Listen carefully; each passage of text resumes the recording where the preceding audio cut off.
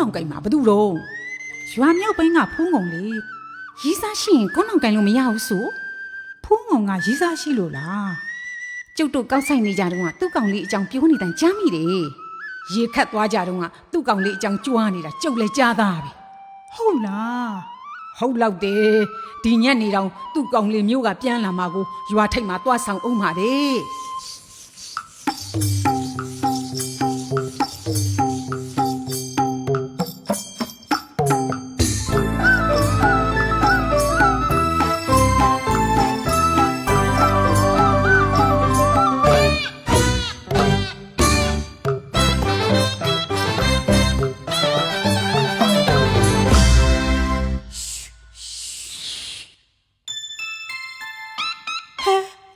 သွားတာတော့ဒေါ်ကြီးတို့ဘာလုပ်နေကြတာတော့မထူးပါဘူးအေးတဲ့ပဲမေးလိုက်တော့မယ်နှစ်မှာရီးစားရှိတယ်ဆိုအလို့တော့ကြီးတော်ဘသူကပြောတော့ကောက်စိတ်တုံးကညီးကောင်လေးဖိုး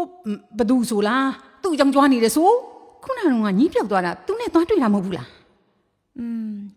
ကြီးတော်တို့ပြောတာဖိုးအိတ်ထင်တယ်အဲ့ဒါကလူမဟုတ်ဘူးပွင့်ထွေးလှေးတီးလုံးဖောက်ဖိုးတွေအားလုံးကိုအပြက်ဖြုတ်နိုင်မဲ့ဖန်းလင်းကထုတ်တဲ့ဖိုးအိတ်ဆေးကိုပြောတာတော့ရေအခုတောင်မြို့ကနေမှာထားတဲ့ဆေးတွေရောက်လို့လေရွာထိပ်ကဆိုင်မှာတွားယူလာတာကြီးတော်ရဲ့အော်ဖိုးအိတ်